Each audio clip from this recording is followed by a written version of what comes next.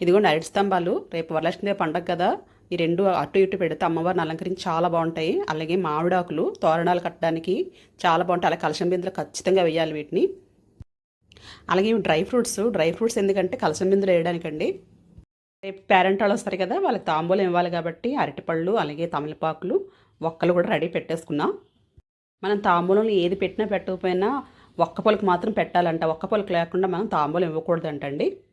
తాంబూలం ఇచ్చేటప్పుడు ఒక్క పలుకు వేయడం మర్చిపోకండి. ఈ ప్లేట్లు ఏంటంటే గిఫ్ట్ కింద ఇవ్వడానికి అని కొన్నాను అనమాట. తాంబూలం ఇందులో పెట్టేసి ఇచ్చేయచ్చు. పేరెంట్ వాళ్ళు వచ్చినప్పుడు బాగుంటుంది కదా ఇలా ఇవ్వడానికి చక్కగా వాళ్ళకి అని చెప్పేసి ఇవి తీసుకున్నాను. ప్లేట్స్ బాగున్నాయా? అలాగే గాజులు కూడా రెడ్వి గ్రీన్వి తీసుకున్నాను అనమాట. ఈ కాంబినేషన్ చాలా బాగుంటుంది కదా. అలాగే శారీ కడతాను రేపు కలశానికి, అందుకని చెప్పేసి నేను ముందుగానే ఈరోజు చక్కగా డ్రైప్ చేసి పెట్టేస్తున్నాను అనమాట. కట్టేసి మొత్తం కుచ్చిళ్ళు అయి పెట్టేసి పమిటుకోంగ అది అంతా సర్దేసి మొత్తం అంతా చక్కగా ఇలా కట్టేసి రెడీ పిన్నీలు పెట్టేసాను.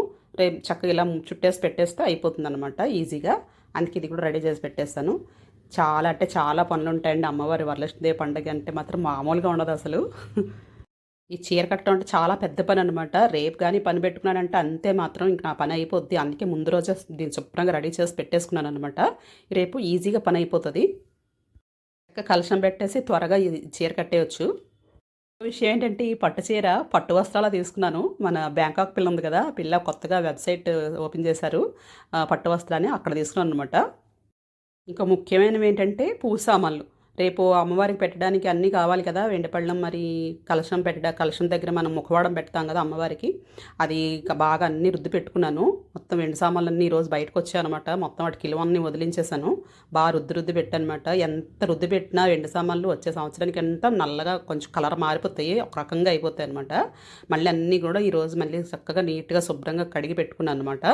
రేపు పూజ చేయడానికి మరి అన్నీ రెడీగా ఉండాలి కదా. ఇంకా అప్పటికప్పుడు తీసి కడుక్కోవాలంటే మనకు పని అవ్వదు. అందుకే ఈరోజు అన్నీ తుడిచేసి బాగా క్లీన్ చేసేసి గుడ్డతో తుడిచేసి సైడ్ని పెట్టేస్తాను. ఏందో గుడ్డతో తుడడం అంటే లేదా మచ్చలు వచ్చేస్తాయి మళ్ళీ అన్నీ కూడా, వాటర్ ఏమన్నా ఉంటే. ఇది ఒక చిన్నదన్నమాట, చక్కగా అమ్మవారిని కూర్చోబెట్టడానికి. చిన్న లక్ష్మీదేవి విగ్రహం ఉన్న దగ్గర దాన్ని అన్ని మీద కూర్చోబెట్టేసి దానికి మనం అభిషేకాలు అవి ఏమైనా చేయాలంటే సపరేట్గా చేయవచ్చు అనమాట.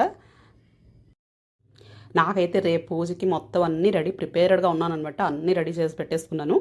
ఇంకా రేపు పొద్దున్న లేసి తెల్లారితో లేసి చక్కగా స్నానం చేసేసి అమ్మవారికి నైవేద్యాలు రెడీ చేసి పెట్టేసి పూజ చేసేసుకోవడం అనమాట. లక్ష్మీదేవి పండగ ముందు రోజు మాత్రం మన ఆడవాళ్ళందరికీ ఎంత పని ఉంటుందో అందరికీ తెలుసు. పనిలో కూడా ఈ చిన్న వీడియో తీయడానికి చాలా కష్టపడాల్సి వచ్చింది. అస్సలు టైం లేదు. రేపు ప్రతి ఒక్కళ్ళు కూడా మహాలక్ష్మిలా కనిపిస్తారు. చక్కగా చీరలు కట్టుకొని, పట్టు చీరలు కట్టుకొని మంచిగా రెడీ అయ్యి అందరికీ శ్రావణ మాసం అలాగే వరలక్ష్మీదేవి వ్రతం శుభాకాంక్షలు. Thank you so much.